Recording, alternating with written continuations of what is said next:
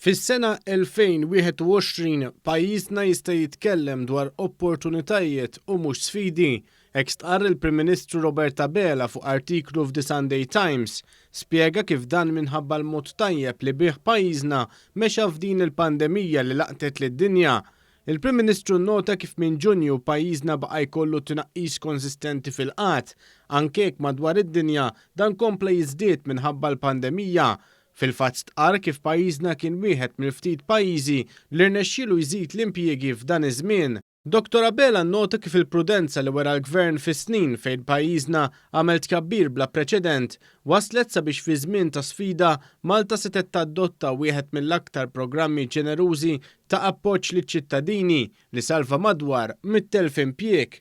Huwa spjega wkoll kif fil-waqt li fl-2009 persuni dipendenti fuq l-għajnuna soċjali żdiedu b'900, fl-2020 kien hemm tnaqqis ta' 400 ruħ minn fuq il-lista tal-għajnuna soċjali.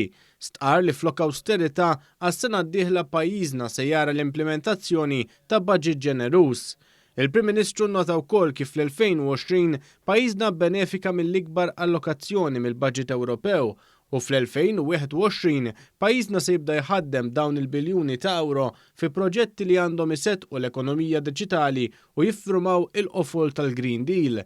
Il-Prim Ministru Robert Abela temm jgħid kif nofs pandemija u wera l-viżjoni ta' dan il-Gvern imsejsa fuq il-pilastri tal-governanza, kwalità tal-ħajja, edukazzjoni, infrastruttura u ambjent.